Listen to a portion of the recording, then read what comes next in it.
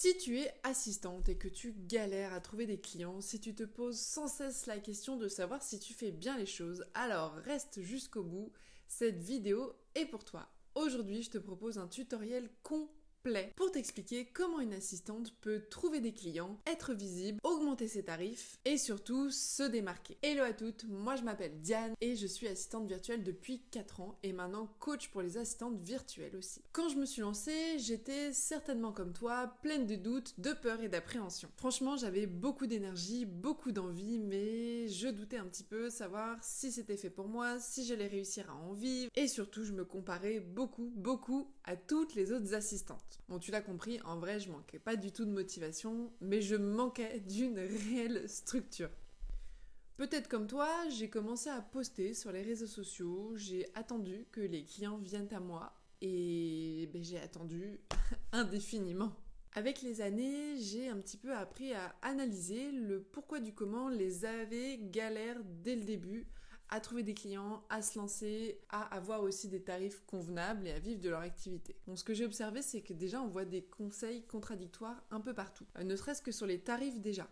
Y en a qui disent bah non, il faut mettre des tarifs bas pour attirer les clients, c'est pas grave, tu commences, t'es débutante, donc attire le badaud, on va dire, avec des tarifs attractifs. Et il y en a d'autres plutôt comme moi qui vont te dire le contraire, de vraiment te valoriser ton travail et de surtout ne pas mettre des tarifs trop bas dès le début, puisque pour moi c'est un réel piège. Pour ce qui est des réseaux sociaux, tu vois certainement aussi tous les conseils des community managers, des coachs Instagram et autres formateurs qui te disent de poster plus, être régulier, poster à 18h, le lundi c'est le meilleur jour, non c'est le jeudi, blablabla, au secours. Au secours. Et je parle même pas de ceux qui te disent qu'il faut être sur toutes les plateformes, que tu dois t'inscrire sur Instagram, que tu dois t'inscrire sur LinkedIn, que tu dois t'inscrire sur Malte, que tu dois t'inscrire sur... Bon, t'as compris, je vais pas tous te les faire. Une autre raison aussi que j'ai constatée chez les assistantes qui galèrent un petit peu, c'est qu'elles ont pas forcément une offre claire, définie, avec une vision. Je m'explique. Dans 99% du temps, on me dit bah oui, mais je ne sais pas quoi vendre, je ne sais pas quoi faire pour mes clients, quoi proposer, quoi mettre en avant.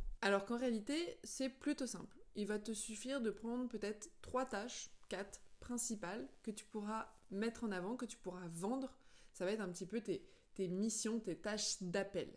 Ça veut pas dire que tu vas faire ça toute ta vie, ça veut pas dire que tu vas faire uniquement ça pour ton client, parce que le client peut lui aussi avoir des demandes déjà particulières sur les missions que tu n'auras qu'à accepter par la suite. Le dernier point pour moi, c'est vraiment le manque de positionnement. Alors je comprends, vous avez envie de travailler, vous avez envie de gagner de l'argent et que ça aille vite, que ça prenne pas trop de temps. Mais du coup, vous pensez que le mieux c'est de ratisser large et d'attirer le plus de monde possible, donc en ayant pas de cible, ou du moins en me disant que votre cible c'est les entrepreneurs. Alors, oui, merci, jusque-là, c'était plutôt clair.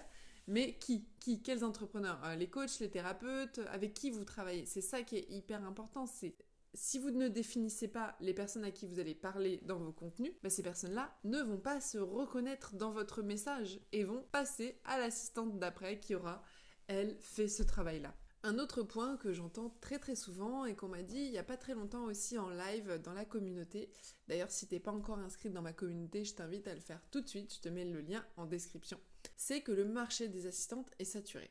Pour être honnête, moi aussi j'y ai cru. Franchement, quand je me suis lancée et que j'ai créé mon compte Instagram pro et que j'ai vu des dizaines de centaines d'autres assistantes qui comme moi étaient soit déjà lancées, soit en phase de lancement, je me suis dit, j'ai pas ma place. Pourquoi est-ce que ça marcherait pour moi?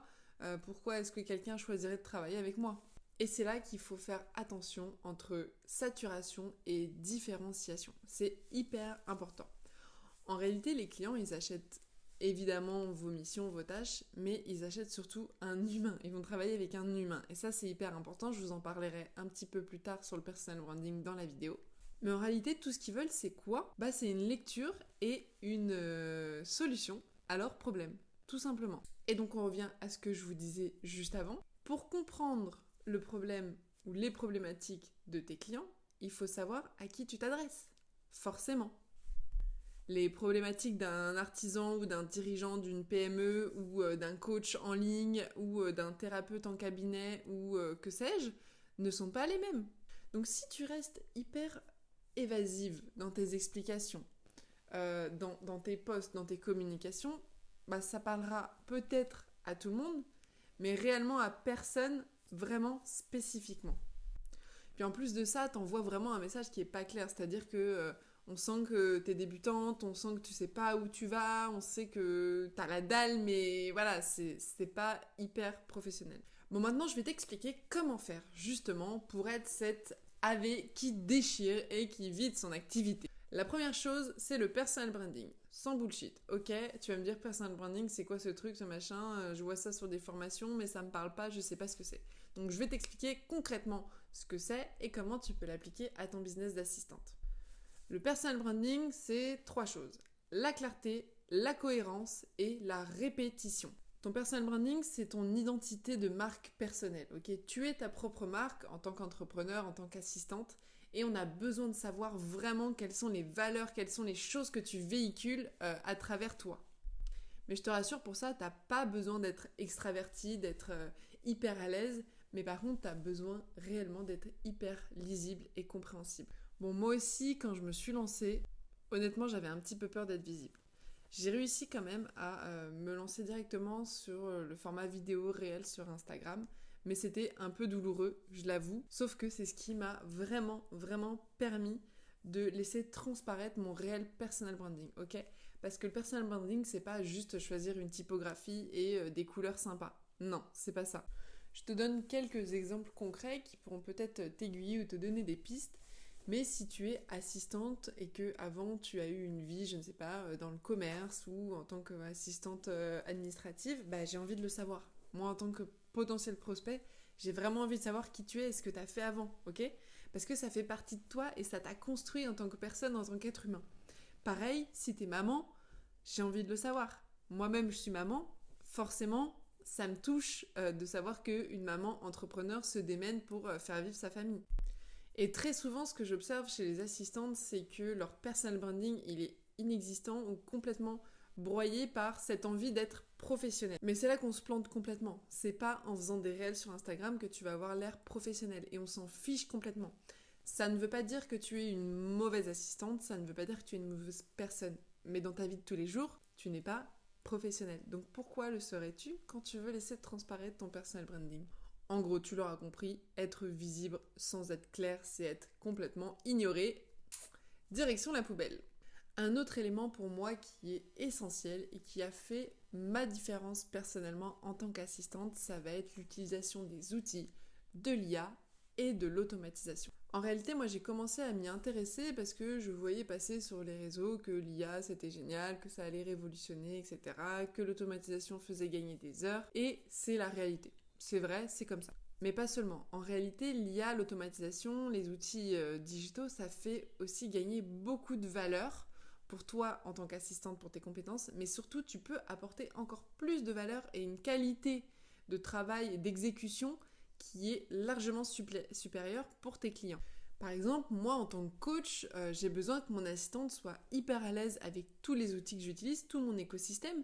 Donc je vais avoir System.io, je vais avoir Circle, je vais avoir bien évidemment des IA comme ChatGPT ou Gamma. Et pour moi c'est essentiel, même si elle est débutante, qu'elle sache un petit peu manipuler ou du moins qu'elle ait envie de découvrir et de connaître plus de choses sur ces outils. Alors on est bien d'accord, les outils remplacent pas la stratégie. Par contre, ils l'amplifient et ils l'améliorent. Pour moi, le combo IA plus no-code, donc automatisation ou outil no-code, c'est vraiment un levier de valeur tout simplement, qui va vous permettre ensuite d'augmenter vos tarifs et d'aller sur des missions un peu plus intéressantes, du moins différentes que faire de la facturation, de l'admin, de la pré-compta. Et si tu veux mon avis d'ailleurs, c'est vraiment cette catégorie d'assistantes, les assistantes qui se lancent dans tous ces outils-là, dans l'IA, l'automatisation, qui vont péter en 2026 et bien après aussi. Il y a plusieurs raisons à cela, c'est que le contexte économique fait qu'aujourd'hui les entrepreneurs ne peuvent plus tous se permettre d'avoir des grosses équipes avec plusieurs freelances, voire même des salariés, et que nous les assistantes, on a la chance de pouvoir être très polyvalentes et de toucher un petit peu à tout, de mettre les mains dans le cambouis, parce qu'on est à la fois dans l'opérationnel et l'exécutif, mais à la fois un petit peu dans le conseil et la stratégie, notamment sur les outils. Moi, c'était mon expertise, j'implémentais des nouveaux outils chez mes clients et surtout, je mettais tout ça en place. Donc pour moi, la pire erreur que tu pourrais faire en 2026, ça serait de te dire que non, l'IA, le no-code, les automatisations, c'est pas pour toi, ça va jamais te servir à rien dans ton business, qu'actuellement, tes clients, si tu as des clients déjà, ils ne s'en servent pas, donc tu vois pas la valeur ajoutée. Et en partant de ce constat-là, je me suis d'ailleurs dit, mais il n'existe rien pour les assistantes. Il n'y a pas de formation pour se former aux outils, à l'IA, au no-code. Pour les assistantes, il y a des formations IA no-code, mais pas pour les assistantes, pas applicables à notre métier. Il y a des formations pour devenir assistante, mais où il n'y a pas forcément de module spécifique, ou en tout cas la formation n'est pas dédiée à ces outils-là. Donc, je me suis dit, et tu me vois venir, je vais le faire pour vous, pour toi.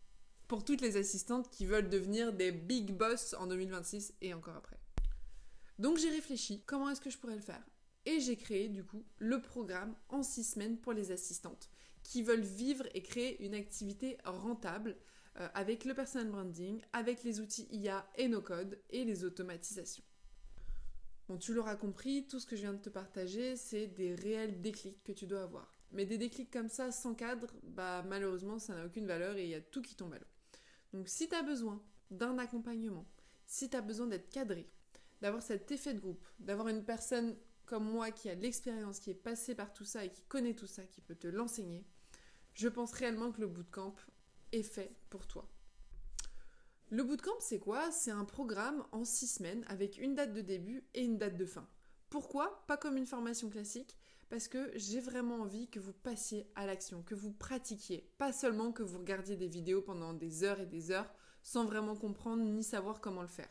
Donc le bootcamp, c'est des défis quotidiens 4 fois par semaine, mais aussi une communauté WhatsApp où on peut se soutenir, où on peut poser des questions, où on peut me poser des questions surtout.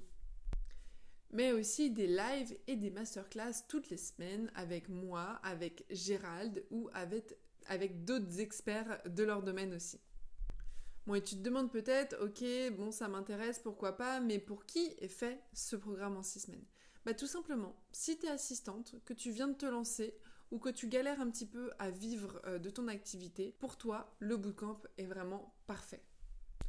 Par contre, ce bootcamp, il n'est pas là du tout pour les personnes qui cherchent une solution miracle, pour les personnes qui cherchent une formation qu'elles pourront faire plus tard quand elles auront le temps, etc. Non, moi je veux réellement des personnes, des assistantes qui sont prêtes à s'investir, mais surtout à investir en elles, qui croient en leurs compétences et surtout en leur pouvoir de faire plus et d'aller plus loin.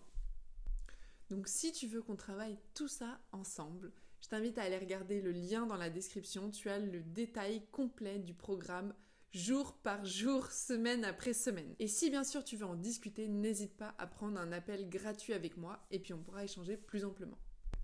Bye bye!